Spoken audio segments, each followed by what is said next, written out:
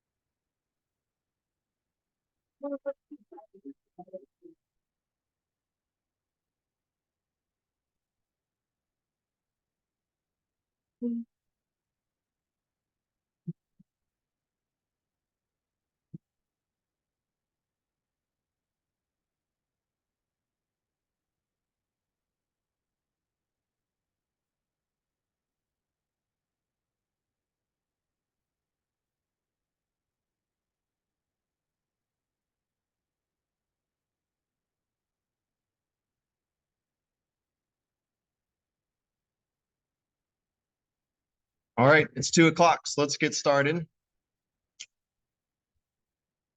Thanks for joining today. It's a lot nicer outside than it was last Thursday. So that's great. We're also not sweating in the classroom, so that's good too. Okay, so today is chapter 2. We're going to go over management theories.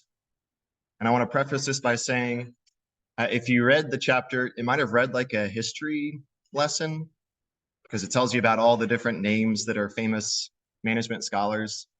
And it's super boring if you treat it like a history lesson.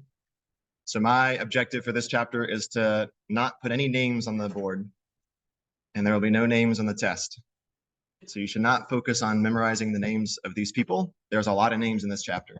What we're going to focus on are the theories that they suggested. It's actually I think it's a pretty cool chapter because there's a lot of different ways that we can look at how to make our organization more effective. And if we know a bunch of different theories, then we can pick different theories in different situations, and we're much more likely to be successful. They're like tools in our toolkit if we have these theories. Just by show of hands, who's familiar with like the term theory? Have y'all used the term theory in other classes? How would y'all define a theory?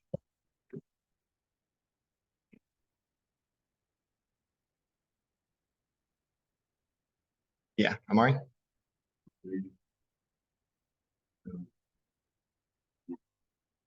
It's kind of like concept or idea. It involves concepts or ideas. I wouldn't expect y'all to know this or have a great grasp of it. I just started my PhD. Well, this is my 4th year now. But 2 years into my PhD, I really couldn't explain what a theory is. We throw the term around a lot, and there's a lot of famous theories we should know of. So today we'll try to understand what theories are useful for, and we'll have like a 1 sentence definition. And then we'll learn about some different theories. So it should be pretty interesting. A few quick announcements before we start. I've added an overall grade in Blackboard. That does not include extra credit. They make it really difficult to add 2 columns together because your overall grade is the weighted grade. It includes all of your cases and, well, for now, just cases and attendance. But as we do like the exams and the projects, those will be added as well. I also added an extra credit column. So if you did SmartBook Chapter 1, most of y'all did that, so that's pretty cool. You got a 1/4 point of extra credit. That's now a separate column. You can add those two together to see your overall grade. I update the extra credit about once a week. Same thing with attendance. You should now be able to see your attendance on Blackboard.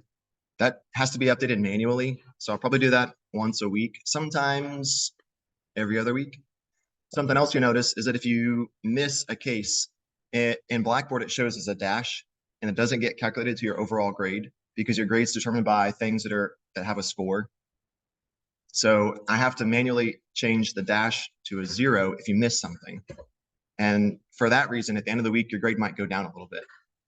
So I would encourage you to stay on top of assignments and due dates. And if you're, well, just keep an eye on things. All right. That's all I'll say about that. Okay. Oh, last thing here. Ignore the grades on Connect. Also ignore the grades on the reading assignment. Some of y'all said you got an email saying you missed the reading assignment. It was past due. Reading is not counted to your grade. Reading is technically optional. You could not read and still get 100% in the class. I would encourage you not to do that. But if you get the email that says you missed the assignment, just ignore it. Actually, I don't know how to turn that off, so I'm sorry. Actually, any questions about this before we jump into the chapter? Cyrus? So I took today's already class. For some reason, I completed it. It's not got a zero. It has to be a mistake, right? Yeah, that's a mistake. Let's look at it later today. If it's still 0, let me know, and we'll fix it. We'll fix that. Has anyone else had that issue where they complete something and it gives them a 0? Is it just the surveys, or is it also? Okay. This happened last semester to like 5% of people randomly. I don't know what causes it. So I'm going to talk. I have a contact at Connect, so I'll reach out to my contact and I'll see what's going on. If it counts as a 0, I promise I'll fix it. You're not going to get penalized for that. Any other questions? All right. I'll say this one more time. SmartBook gives you extra credit. The last 2 semesters, we've had to remind people of that for the first 3 or 4 weeks. People ask, like, do I have to do the SmartBook? No, it's extra credit. If you have questions about any of this stuff, just shoot me an email. All right, so learning objectives for today. We're going to talk about a bunch of management theories. We'll discuss how they can help us understand and manage the organization, how theoretical perspectives have changed over time, like how we think about the best ways to operate organizations. How has that changed over time? Why have perspectives evolved? Which perspectives do we agree with most? As with most things, management, there's a lot of subjectivity, so you can pick what theory you like the best. And for certain people, certain approaches, certain theoretical approaches are more effective than when other people use them. And then last, probably the biggest takeaway is that we can draw on multiple perspectives. The goal is never to try to ask the question, which one's the best, but to say, like, all right, which ones can we use? And then how might they be better in certain situations? All right. So Mari described a theory as related to concepts, and I 100% agree. Theories involve concepts. Could anyone go a step further and explain, like, what does a theory do with concepts?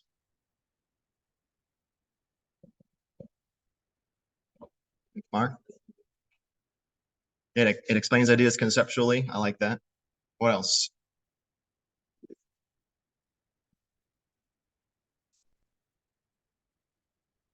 Any other thoughts on what? Mari, you want to add some? Yeah, they're not facts. That's a good point. Theories are like our best guess. Like the theory of relativity. Einstein was a pretty smart dude, but we don't know that for sure. We just think like, all right, that's the best guess we got right now. So that's what we're going to subscribe to. The important thing about theories, what they do with concepts is they explain how concepts are related. So here's kind of our 2-sentence definition. So theories are best guesses about why things occur. So if we want to put that, if we want to use Mari's description of concepts, they explain why concepts are related to each other. This won't be a test question, by the way. This is just nice to know information.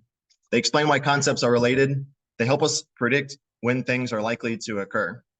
So if we use Einstein's theories, I actually don't know that much about them, but we assume that it tells us like, hey, the moon's going to come around the Earth pretty soon. Oh, there it is, just like we predicted. We can use the theories to predict things like that. With organizations, they're super important because nothing is known for a fact within organizations. We just think like, yeah, I think this is how things work. And the theory of social exchange theory, you do not need to know this name, but I think it's a good example because it's a really popular one in management research. It suggests that if I give you something that's valued by you, then you feel obligated to give me something back that I value. So it's about social exchange. Why do you think knowing about social exchange would help you be a more effective leader? How could you use that to motivate your staff?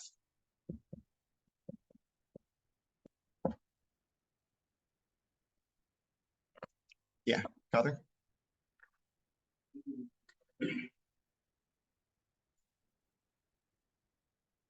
Yes, exactly. If we give incentives, like why do we give incentives? That's an easy one. We want to motivate our staff. That's very transactional. If I give you a bonus for working hard, yeah, you value the bonus. The one thing we'll talk about a lot this semester is that there's more than money we can give our employees. We can give them purpose and motivation and well-being, things that are a little less tangible than money. And those things are very valued by employees. And when we give them those things, they want to work harder for us. Of course, we're not doing it to manipulate them. We're doing it because we want to help them, and in turn, they want to help us. All right, so that is an example of what a theory does. That's all social exchange theory says, is if you give people things, they want to give you things back. I think that's a good example of saying like, what's a theory? Okay, does that make sense so far? All right, so they explain why things happen. We use them for management because they give us suggestions about how we can manage our people. Social exchange theory is just one of like hundreds of theories that we can use to motivate and improve our organization. All right, so 3 things theories provide. They help us understand the present. So if we know a theory, we can explain why things are happening. For example, if I know my staff are like super bummed out, they're not working hard, they're complaining a lot, a theory might help me understand why it is that they're not positive and working hard at work. And I can use that theory to suggest like, all right, they're lacking support from the organization. That's why they're bummed out. And if I give them support, that'll help them be motivated and happy and work harder. So they can help us understand what's going on. They can also give us a guide to action or a course of action to follow. And then the last is that they are a source of new ideas. So sometimes you'll face a novel situation and you'll think like, all right, what's the problem? Like, why can't we figure out what's going wrong here? Is anybody interested in being a consultant when they graduate?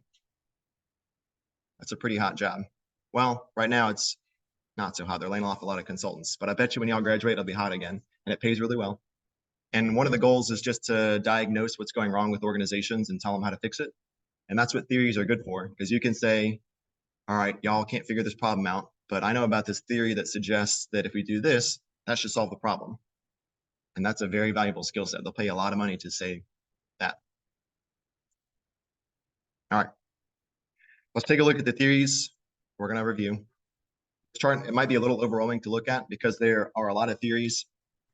A couple reasons that I want to show it, though, are that it helps us organize the different theories. This is a timeline beginning in the early 1900s, maybe even the late 1800s.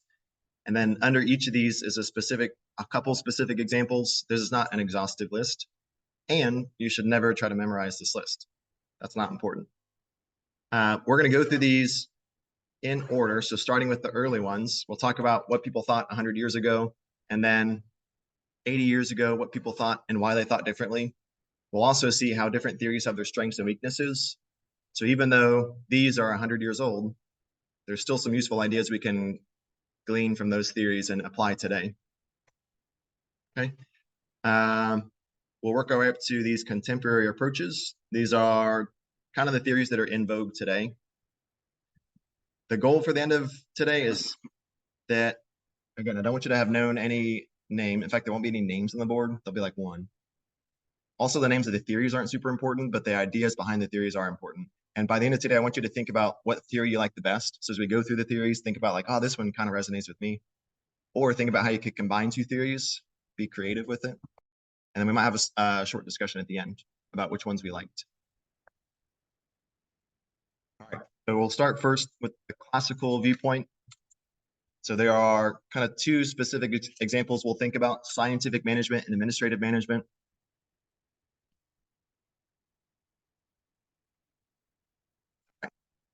I lied a little bit. Some of the names are important because they might be on the test. If I underline something or bold something, you might want to write it down or take a note. So scientific management sought to maximize efficiency and eliminate loafing by identifying the basic physical motions needed to accomplish tasks. So there's a 4-step process that they followed with scientific management. Number 1 was, let's look at the task systematically and think of it like, how can we break this down to the smallest, most necessary parts and eliminate the parts that are unnecessary? So that takes us into step 2. What's the most effective and efficient methods for getting this task done? For example, if I'm working on a factory line, what are things that are are not effective in this process, and what are the core functions that I have to do to be effective in this job. Once we identify the basics, then we make that into the proper way. So as the HR department will say, okay, we figured out this is the most efficient way to work on the factory line. This is going to be our model for all employees. And then the last step is we provide training and incentives so that they understand, like, yes, we want you to do it this way because that's the most efficient way to do it. There's a pretty good example of scientific management, Thirdlegs, named after the Gilbreths. I think it's a little funny because they're, what's the word? Narcissistic. They named it after themselves. So the Gilbreths are people, and they came up with this system called the Thirdlegs, which is their name backwards. It's kind of tacky, but that's what they picked. They identified 17 Thirdlegs, which are these, and these are the 17 basic motions you need to do your task. So for example, if I'm on the factory line, I might select the product, select the defective products, grasp the defective products, throw them away. I might, after a couple hours, rest for overcoming fatigue. So you see how they break it down into really discrete actions, and they say like, all right, all jobs can be made up of these actions. The cool thing about this is that it helps us identify what's the most important thing, and everything else we can throw out to save us time and energy. All right, move on from scientific management. Administrative management is more about managing the whole organization, whereas scientific management was about leading one person in one role. So this takes a more broad approach and says we got to look at the organization as a whole and figure out how do we run this thing effectively. And that's actually where we came up with our 4 functions: planning, organizing, leading, and controlling. You're going to hear those a lot, especially the first couple of weeks of class. Those were given to us by the administrative management movement. The other thing they gave us was bureaucracy. So I want to talk about bureaucracy for a little bit. All right. The goal of bureaucracy early on was to be a tool for rational, efficient, ideal organizations, and it followed these principles. So if we have a well-defined hierarchy of authority, how does that help us if we have a hierarchy of authority?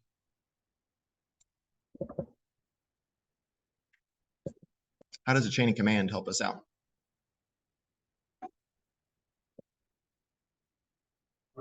Yeah, exactly. So decision-making is one really good outcome of having a hierarchy. We know who's going to call the shots.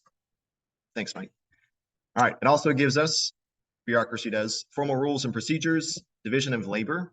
So it says we have these specialists who are good at this job, so they should just do that job. It's also impersonal. So this was in big response to aristocracy. So we said, all right, let's make it fair for everyone.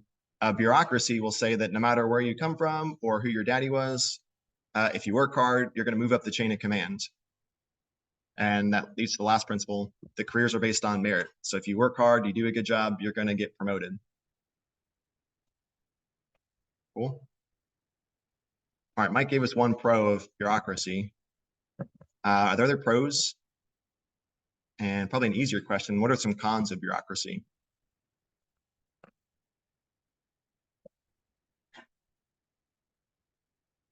Yeah, Sydney?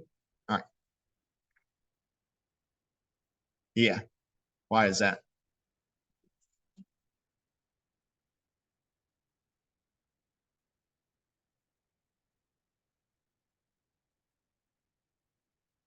Yeah, so not everyone gets their voice heard in a bureaucracy, that's true. One reason that might be is because of red tape. Have y'all heard the phrase red tape? No? Really? All right. Red tape is a thing, it's like bureaucracies are slow. If I have an idea and I'm at the bottom of the chain and I want to pitch my idea to the CEO, red tape are all the steps that slow me down from reaching the CEO. So for example, maybe the CEO has a secretary and they only schedule appointments every 3 weeks. Or maybe there are processes in place that make it hard for me to put this new idea forward. You don't have to know what red tape is. I just assume we all did. So I'm glad I asked. Bureaucracies slow things down. Okay, but they're also not bad. We tend to have a negative impression of bureaucracies today. There's a movement towards flatter organizations where there's less of a pyramid hierarchy and there's more of a spread out chain of command. And we'll talk about that in a later chapter. But the idea is to give voice to the lower levels, like Sydney said. If I'm a frontline employee in a flat organization, I can get my voice heard quicker and more effectively. However, that loses what Mike said about bureaucracies, is that they give us a clear chain of command that helps us make decisions. So the takeaway from this slide is that there are pros and cons of bureaucracy. Let's move on from the classical viewpoint and recognize that there are some weaknesses in this. It's all about, well, it's very impersonal. So it treats humans as a cog in the machine of organizations. And it doesn't account for, like, what does it take to motivate people? What do people value? And how do we provide for people's wants and needs? So it's a little impersonal. However, it is good because it gave us things like management by objectives, which we'll talk about in a later chapter, and goal setting, which is super important. Also bureaucracy. So there's a lot of key takeaways from 100 years ago, but there's a transition in the 1930s and 40s where we think, like, all right, we have to treat people like human beings. So let's go away from the classical viewpoint and let's think about how we can motivate people more personally. The downside. So I answered that question for y'all. All right, so let's talk about the viewpoint next. That's where we're getting set up for. So the behavioral viewpoint emphasizes the importance of understanding human behavior and motivating employees towards achievement. So there's 3 phases we'll go through step by step. The first is early behaviorism. Okay, so this is when we start to include psychology in the study of organizations. Industrial psychology is that's where a lot of consultants come from. They're organizational psychologists. They think about how do we view human behavior in organizations in order to motivate people. Okay, so they suggest in this period that we can improve organizations if we study jobs and determine which people are best suited for specific jobs. So maybe certain traits predispose people to be better at certain jobs than others. We identify psychological conditions under which people do their best work. So how do we facilitate good work? And then devise management strategies to influence employees to follow management's interests. So I have a question for y'all related to psychological conditions. Can y'all think of any psychological conditions, also known as states of mind? So what conditions can encourage employees to work their hardest? Yeah, Ali?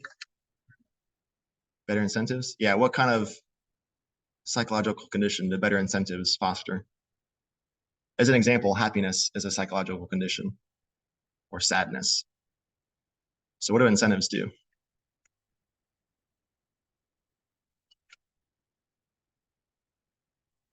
You're on the right track. Do you want to keep going or no?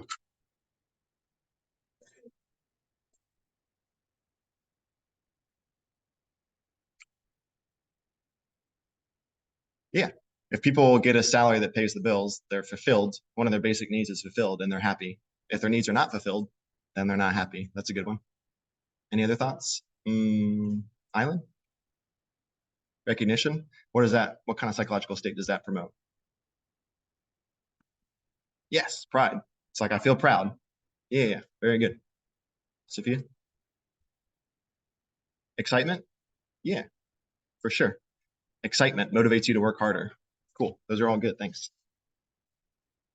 All right. You all kind of answered the next question. How can we influence people to follow management's best interest? If they're excited, they're happy. Alan, what'd you say? Proud. If they feel proud, they're going to work harder. There's kind of a second part to this question, though. If my best interest as the CEO are different than my employee's best interest, let's say I want to maximize profits, guys. So I need y'all to work hard. How can I get my employees to buy into that?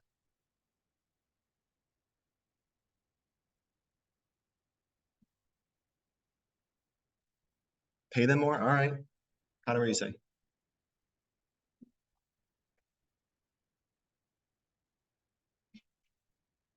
Ooh. So you're talking about profit sharing? That's good. Miguel, do you have something else? No. All right. Profit sharing is a good one. That's a good example of connecting personal values with the business values. If I can show the employees, like, all right, if the organization succeeds, then you succeed. If their values are connected to the business values, then they're going to be motivated to work hard to achieve the organizational goals. That's the best thing you can do, is get people connected to what the business is trying to do. All right, good answers. So another thing that came about from behaviorism is this emphasis on empowerment of employees. So there are a couple ideas related to empowerment. First, that organizations should be communities that are a community of not only the managers, but also the employees. So probably the most revolutionary idea here is that managers and subordinates should talk over differences and find solutions together. In the classical viewpoint, it was all about like, hey, I'm the CEO. Here's what I say we got to do. I don't care what you think, like you got to do it. But with empowerment, we're saying, all right, if you have ideas, share them because I'll consider what you want to do. And maybe we'll integrate our ideas to do what's best for everybody, like what is in everyone's best interests. What we have found since this period and still today, there's a lot of research on giving people empowerment. And if people feel like they have a say in the process, they're much more motivated to see the process through. Whereas if you give people demands or ultimatums, they're way less motivated to buy into that process. Have y'all ever experienced that, like in work or school? Someone gives you a command and you're like, well, screw this. Okay, that's not the best way to lead people. All right. Something else that came about from this period was that certain processes should be controlled by employees if they're the subject matter expert. We come up with this idea that if we're going to hire people who are specialists in their roles, maybe we should defer to them if they have ideas for improvements. And then the last, we have these self-managed teams, which are super hot still today, letting teams make their own decisions. It helps them be more flexible and innovative. All right.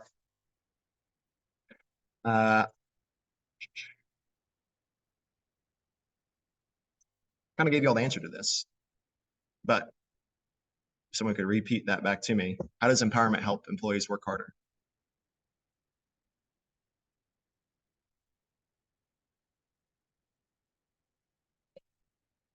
Yeah, Connor.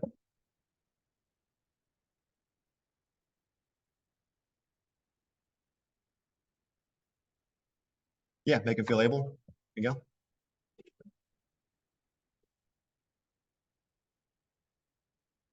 Yeah, exactly. So if they're bought into the process because they have a say, they'll be more likely to buy in. Connor's point's also really good. If you make them feel capable, that goes a long way motivating people relative to if they feel incapable. Just feeling like you can do something makes you want to strive to do it. All right, real quick, we're going to talk about this effect.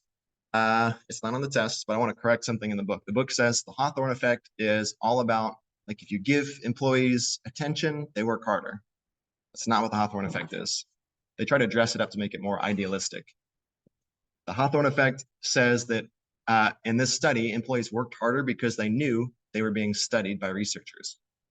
It has nothing to do with leadership or empowerment. What is cool, though, is that the Hawthorne study occurred in Chicago. So that's a fun fact. That's all we'll say about that. Right. Next up, the human relations movement suggested research on a hierarchy of needs. If you know one name at the end of this chapter, Maslow is a pretty good one. Have y'all heard of Maslow before? Maslow's hierarchy of needs. That's probably the most popular theory of management.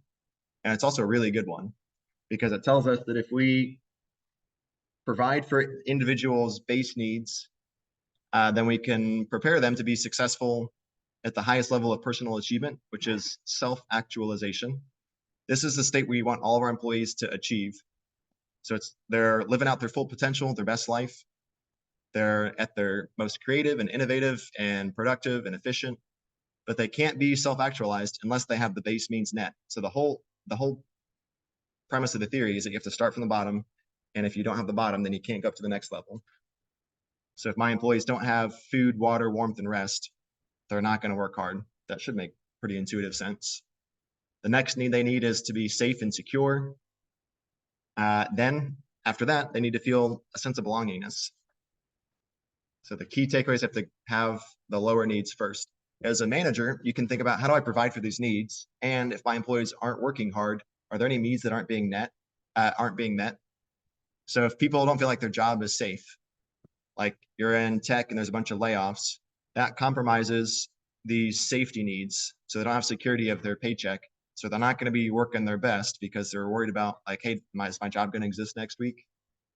So if you as a manager can assure them like, hey, we're going to keep you around, don't worry about that, just keep doing your thing, that's going to go a long way. All right, we're going to come back to Maslow's in a later chapter, so I don't want to spend too much time on it. It is a super cool theory. So we'll come back to it in a later chapter. All right. Next up is the behavioral science approach. This one is more about using empirical research that's based on psychology, sociology, anthropology, economics. All those things just mean that we're going to use research to sort of identify what's the best practices here. Instead of just saying like, all right, let's go with our gut. What's usually worked in the past? Let's look at some data to figure out what's the best approach. Okay. The behavioral science approach led to theories of human behavior. We'll talk about some theories of human behavior later. I think those are probably the coolest because they help us explain, like, why is that person being a jerk to me right now? Or like, why don't I have any friends? Those theories help us identify how we can leverage certain properties of human behavior to have a better social experience.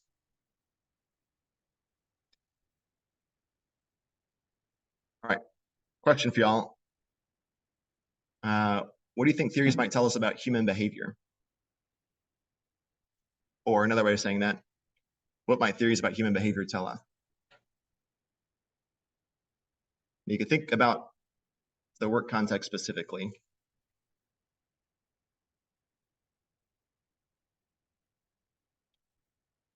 Yeah, Norelli, what you got?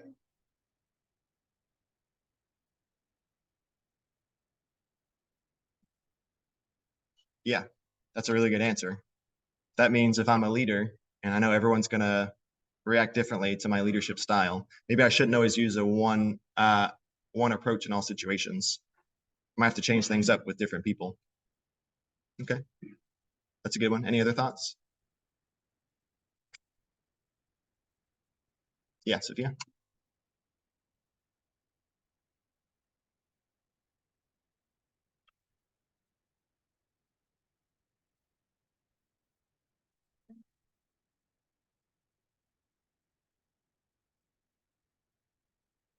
Yeah, so we can explain why people are doing certain things. As a good example of that, if half my staff quit, I'm like, all right, why are people quitting? Maybe there's something that I'm doing that's making them dissatisfied with their work. And I can correct that and hopefully people stop quitting. Sweet. All right, thanks, y'all. Let's move on to quantitative viewpoints. So two of these we'll discuss operations management and evidence-based management. All right, so operations management is about being more efficient. So with this focus, we're going to look more at the production and delivery of our products or services and try to make them more effective and efficient. Some of the things we'll do with operations management involve planning production to meet customer needs, locating and designing company facilities, and then choosing optimal levels of product inventory so we don't have a shortage or a surplus. If you've ever heard of positions like supply chain management or logistics, those came about because of this viewpoint of operations management. And their job is just to say, like, how can we save money and save time and make our products, get those products to the customers faster and cheaper. Okay. All right, the next one is evidence-based management. All right, so this viewpoint was suggested as a response to a lot of managers saying like, well, I know what's worked best because like, I just have a gut feeling about this. Or like, well, we've always done things this way, so let's just keep doing them this way. At some point, people said, maybe we should just stop going off of things that we think have worked in the past and look at the hard facts. So sometimes we have to be honest with ourselves and say, the way we've done things isn't the right way of doing things, and we have to change. And that's hard for people because change is hard. We have to understand that dangers have truths that constitute so much of conventional wisdom about management are not always correct. there might be a test question that's commonly missed that says something to the effect of evidence-based management includes the use of facts and intuition. Would that be true or false? False. Because, yeah, intuition is a gut feeling. Intuition does not play into evidence-based management. We ignore intuition and say, what do the facts say instead? Cool. All right. Let's move into the systems viewpoint. So what is a system? Systems are entities, aka, well, rather for an example, organizations are entities or systems. They have multiple parts. So if we think about the parts of an organization, it can help us understand how they work together. And if a certain part is going wrong, we can pinpoint like, hey, the supply chain that's the part that's malfunctioning. So we should focus our energy there to really target this turnaround. All right. How does it help? We can see the big picture of the organization is how do all the parts fit together, then we can quickly and accurately pinpoint where the breakdowns occur. And importantly, we'll foster synergy, which is a key term you'll probably want to know for the final exam, or the midterm rather. Synergy is an effect that's greater than the sum of the parts. So we talked about the multiplier effect on last Thursday. It's the same principle. If I'm a good manager, I can take 10 people and they'll produce more work than if they were working independently. That's because they have synergy. So they're able to bounce ideas off of each other. They can pick up each other's slack and they can contribute unique strengths to the team so that the team is better as a whole. All right, let's take a look at an example of a system. So I think this is a good example to help us wrap our head around the idea of the systems viewpoint. So in this example, we have inputs, transformational processes, outputs, and feedback for a jewelry designer. Okay, so the inputs, those are usually our tangible resources like money, equipment, but it also includes people, all the things we need to make our operations work. So in this example, the jewelry designer has artistic talent, gold and silver, tools, marketing expertise. Those have to be turned into a good or service, goods or services, so that we can sell something to the customer. And that occurs through the transformational process. So how do I convert my gold and silver into something that I can sell and make money off of? That involves using good management skills, also using my smithing tools. And if I do that well, then I have this output. So the jewelry that I'm going to sell to my customers. Last is the feedback. So based on my feedback from customers, do they like certain products? Does this one ring never sell? Maybe I shouldn't keep making that ring. Okay. Where do you think of all these four parts, which one do y'all think organizations tend to neglect the most? Or in your experience, where do you see, yeah, Sophia? Feedback, why do you say that?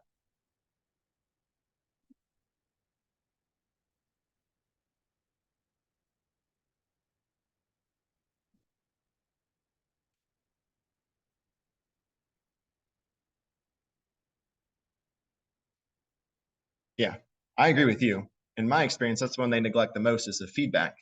The best organizations that have the best products are the ones that listen to the feedback from the customers and they fine tune the product to what the customers want. The organizations that aren't so good just keep doing what they're doing and they don't listen to the customer response. Do you have any other thoughts on that? This could also be open to interpretation. Yeah, Zay?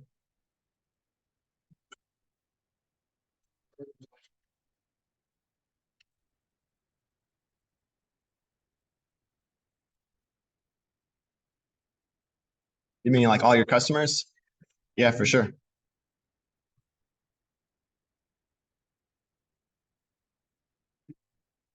Yeah. So Zay said, if we have feedback coming in different directions, some people say like, no, do this product. And some others say, no, do this product instead. We have to be smart about who we're going to listen to. Sometimes that decision is driven by money.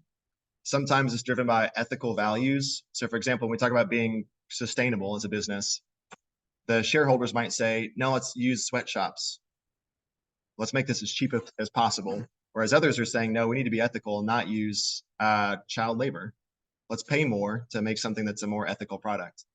That's we'll talk in chapter 3 about balancing ethical values from multiple stakeholders, but that's a really difficult thing to do well. All right, so that's a good point, Say. Thanks. All right, last question here. Why is it useful? I need to click on the slides again. Why is it useful to view an organization as a system? We've kind of answered this already.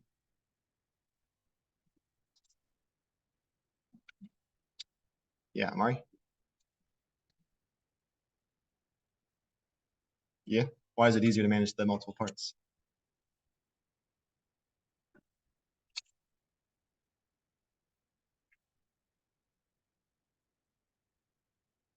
Yeah, you can be more. Yeah, you can be more targeted with how you fix things.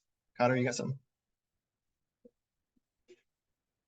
Because yeah, if you understand how they're interrelated, you can understand like how one might affect another. Yeah, knowing how the parts. Oh, you got an idea? Taha? Yeah. Yeah, those are all good answers. So I can pinpoint where breakdowns occur. I can see how the parts are interrelated and how they can influence each other. So it's just a nice way to view the organization in terms of like discrete parts that we can fix. All right. Here's the answer. Sometimes I provide the answer that I want. All right. One more here, then we'll move into the contemporary approaches. This one is kind of a cheat. It's kind of a cheat theory. The contingency viewpoint says that there's no one right answer, and we should use all available answers. So it's nice because it allows us to use freedom in each situation. What's good about it is it stresses the importance of getting into the situation and saying like, all right, what's unique to this context? What other perspectives can I draw on to answer the question to resolve this issue in this context? What I don't like is it's kind of a cheat. It's kind of like saying, well, there's no right answer, so it's up to interpretation. So some people like this one though. All right, let's talk about the contemporary approaches. The few are pretty hot right now. If you can like name drop these in your interviews or even talk about the principles in your interviews, that'll probably give you some bonus points.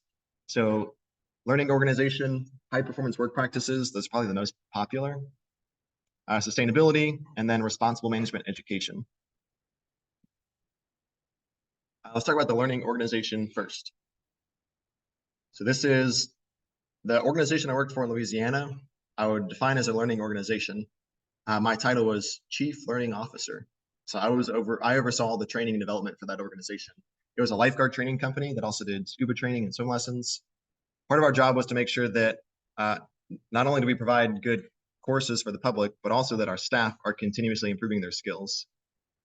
What we found was that if you don't continuously work with your staff on skills, then they get rusty. And that's kind of the theory behind the learning organization. We need to, as an organization, create and acquire knowledge, transfer knowledge through the organization. Those first two steps require me to like go out there and gather resources and then share that with the staff.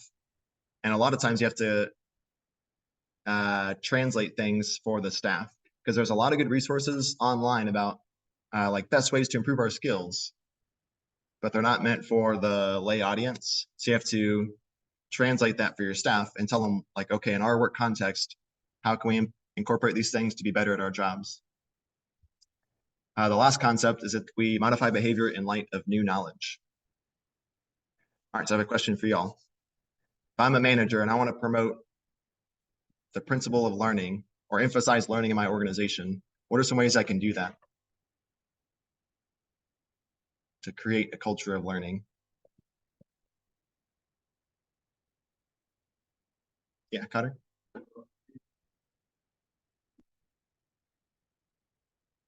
Oh, yeah. So incentivized training. So hey, come to this, I'll pay you.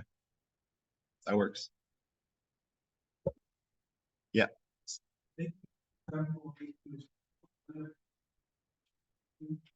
Okay.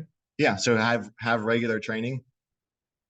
One thing I'll add to that is that a lot of organizations like to do one-shot training, like diversity is a popular one.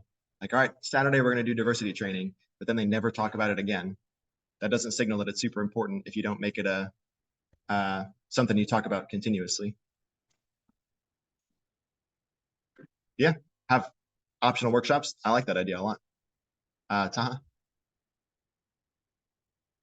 Yeah, so test people every couple months. They have a saying that what gets tested gets done. So if you tell employees this is part of your performance reviews, you have to do well on this, then they're going to be motivated to do well. I'll come back to you, Mike. Let's do Carissa.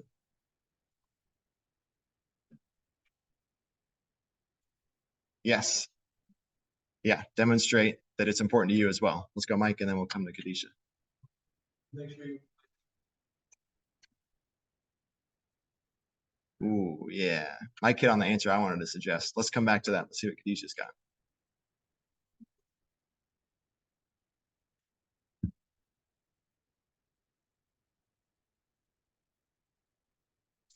Yeah, having reviews and debriefs with your team will help. Yeah, that's a great idea. All right, let's do one more. Dania? Tell me your name, sorry. Ravish. All right, sorry. Go ahead. Oh, yeah. Like Starbucks pays for people to go back to school. That's a cool idea. All right, that's a lot of great ideas, so thank y'all. Mike suggested something along the lines of, can you say it again? Because I forgot exactly what you said.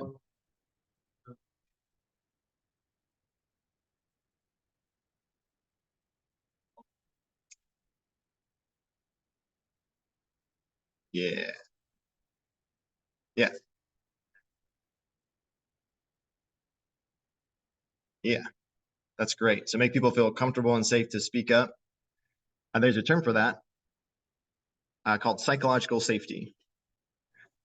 And that is that people feel safe to raise concerns or ask questions. I'll give you an example of a situation that's not psychologically safe. If you ask a question and the boss is like, what a dumb question. Like, why would you even ask that? Or like, did you read your email? I answered that question already. That's a pretty surefire way to make people afraid to speak up in the future. Also, if you retaliate against employees for raising concerns, that's going to make sure that people don't want to speak up in the future. Okay. If you can create psychological safety, then people aren't afraid to try new things and learn new things and maybe experiment, and they'll come up with more creative ideas. All right. Got a lot of really good ideas. And this is just one example that I had. Let's keep moving. Let's talk about high performance work practices. This one's also very popular today. It says that if we foster employee development and well-being, that'll motivate our staff. There are 3 principles here: ability, motivation, opportunity. This is also called the AMO model, ability, motivation, opportunity. That says that if we provide employees with ways to enhance their abilities, such as through training, if we give them motivating experiences or things like incentives to motivate people, and if we give them opportunity enhancing practices, so either empowerment, cross-training is another example.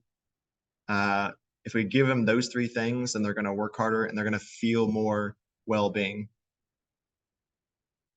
This one's cool because it's very simple. It says if you do 3 things, people will be more happy and they'll work harder.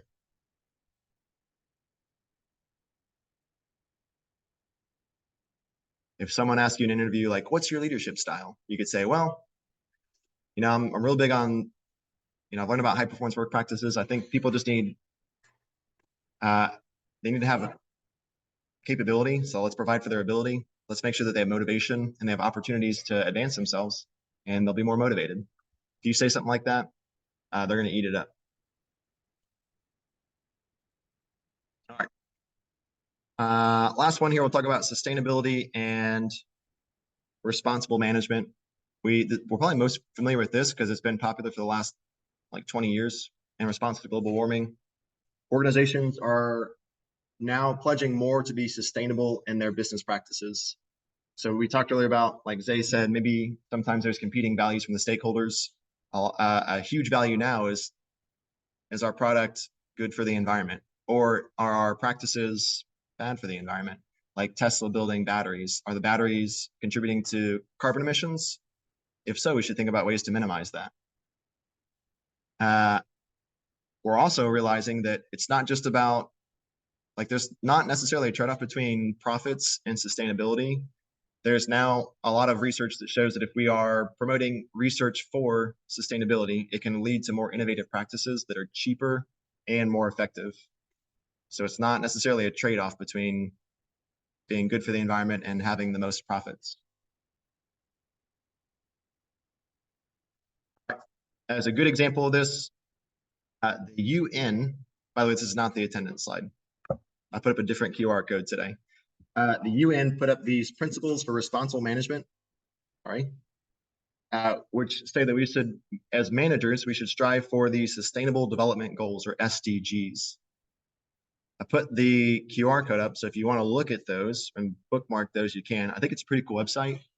And I actually wanted to spend like 2 minutes looking at this site.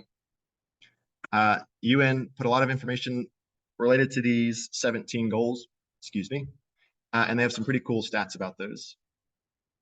So let's look at this real quick, actually.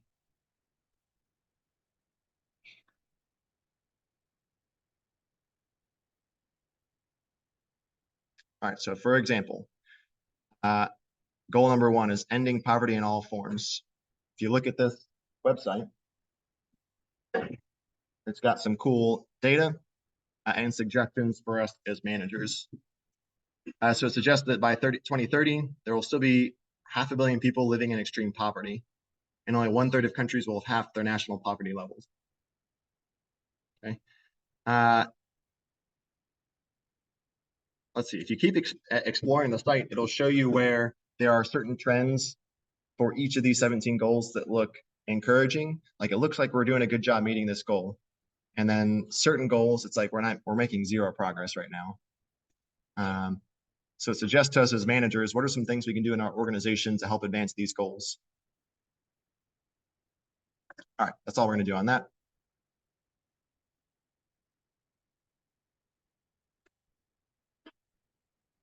Okay, so let's quickly recap the theories. We talked about a lot of theories.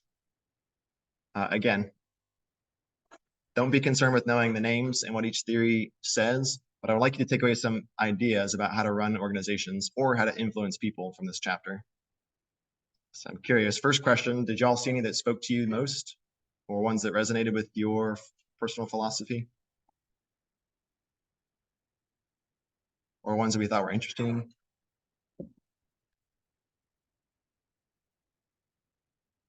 Yeah, Sydney?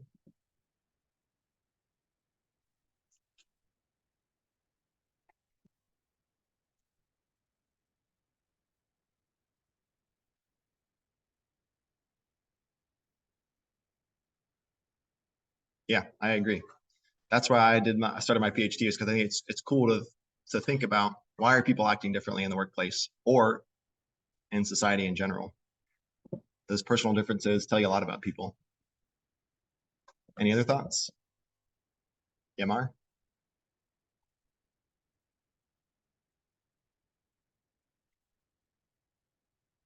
Yeah, it's not always wrong, but it can be wrong. And you have to admit that sometimes. I agree with you. That's cool. Yeah. Unit, right? All right, what you got?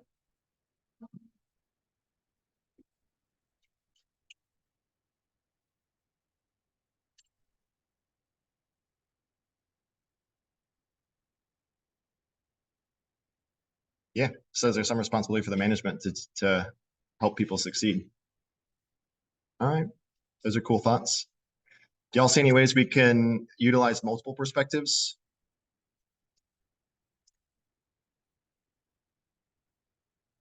This is a challenging question.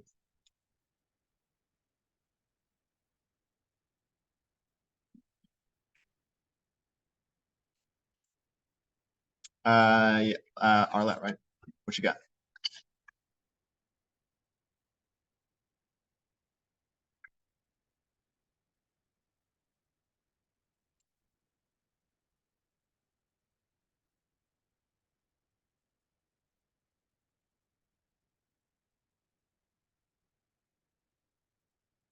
Ooh. That's cool. So blending those two to say like, all right, don't just think of them as discrete parts. Like these are still people we're talking about. Yeah, that's cool. I like that. That's a good answer. All right. This is something you can think about in your own time. What I would like by the end of the class, one of the takeaways I want for y'all is to think about your philosophy of leadership.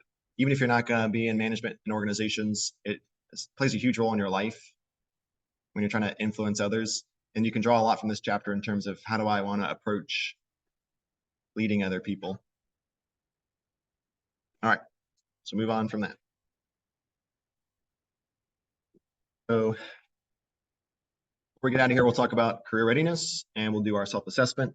The career readiness, as a reminder, are these skills we need to be successful in our career. This chapter focused most on understanding the business, but they have actually some good recommendations. I like this one when preparing for going on the job market or finding a job. So when you're preparing to do interviews and meeting with recruiters, you should do some research in advance. You don't want to show up to an interview having zero knowledge about the organization or the people that you're meeting with. So that shows that you've done your homework, but it also helps you make sure that you fit with the organization. You should think of it like dating. Hopefully when you're going on a date, you're thinking like, is this person a good fit for me? Am I a good fit for them? So you don't engage in a relationship that is toxic. The same thing with an organization. You can get a lot from asking questions about like, what's the culture in this environment? What do y'all prioritize? One really good question is, if you ask a manager, who's the most successful employee you've ever had? And what do you think made them successful? And if they say, well, this employee was like, they put in 70 hours a week. They're always here Sunday nights. They're late. They're in first one in the office. What does that tell you about that manager? Do they prioritize work-life balance? No, they do not. So if work-life balance is important to you, that's a good indication that you should not work for this person. Cool. So do your research in advance. They give us 7 things that would be good to know before going into an interview. If you research their mission and vision statement, that's almost always easily accessible online. Like we talked about, McDonald's was making feel-good food easily accessible. Knowing their values and their culture. If you don't know their culture, ask questions about it during the interview process. Know their history. This is one's probably 4 and 5, I think, are the most important. You should know the key organization players, because if you walk into the interview and let's say you're interviewing with the CEO, which doesn't happen a lot, but let's say you are and you don't recognize it as the CEO, that's going to be pretty disrespectful for them.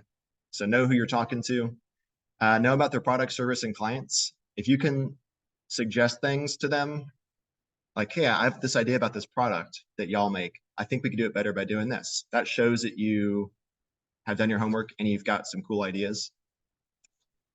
Know about some current events and accomplishments for the organization.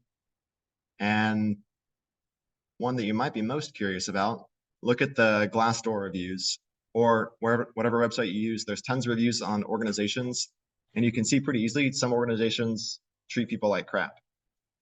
So if you see a bunch of comments saying like work-life balance is terrible, the HR manager is really mean, they treated me like a piece of crap, that should be a big red flag for you.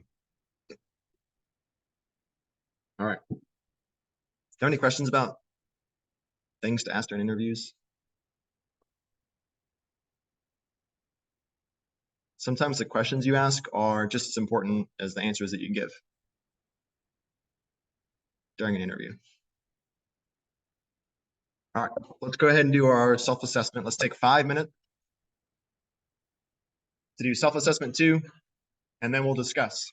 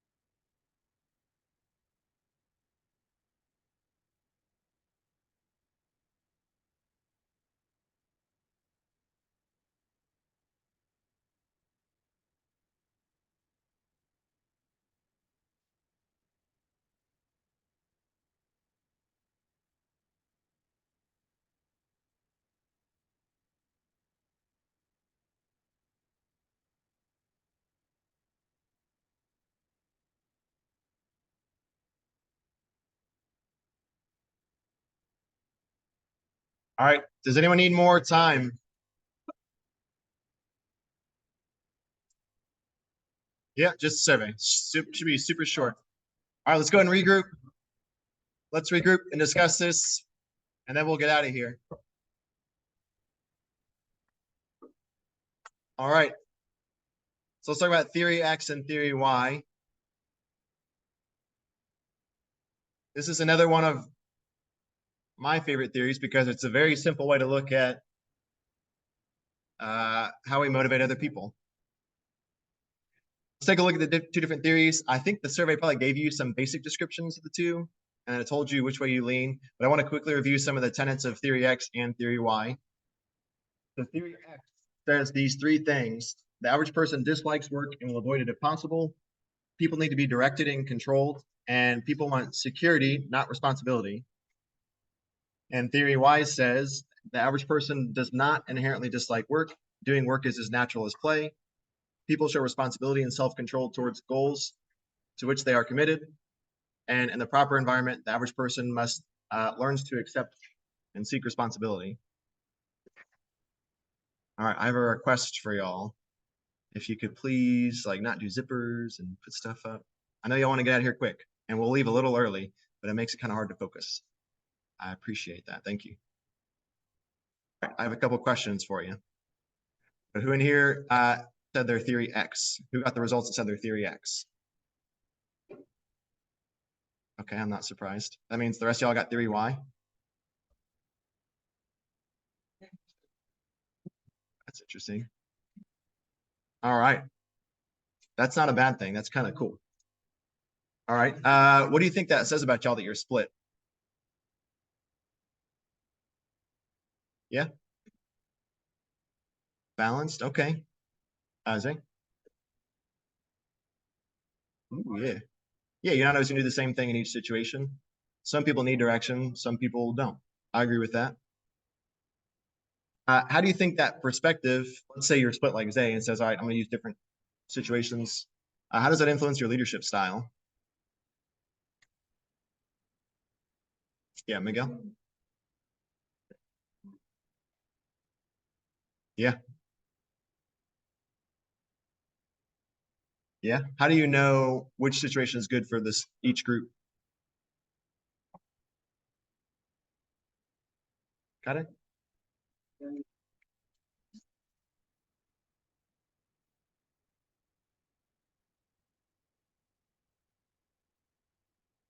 Yeah, exactly. So you said we need to observe the groups. Sometimes we'll go in with one direction and we'll say like, all right, that approach didn't work. Maybe they need more direction. Maybe this group isn't super motivated to do this job. So I need to use more theory X, more directive influence. Yeah, good. All right. I think we should be able to answer this one pretty easily. Which one do you think makes for the best manager?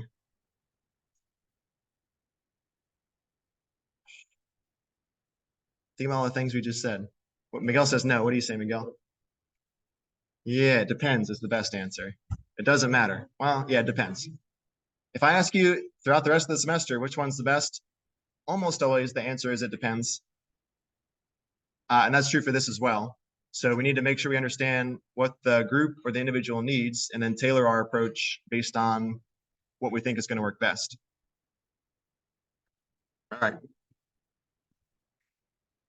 We're going to skip this question. I can tell you're ready to get out of here. Here's the attendance slide. Thanks for engaging today. Next chapter is ethics. That's my favorite. So I'll see you all on Thursday.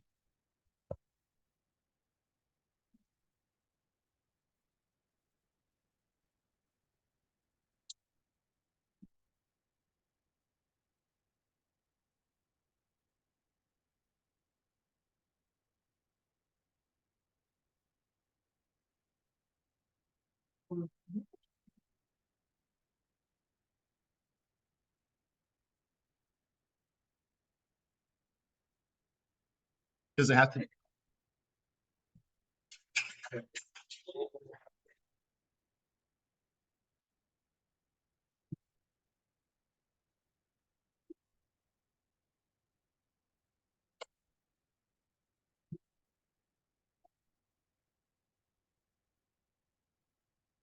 You can put whatever you want.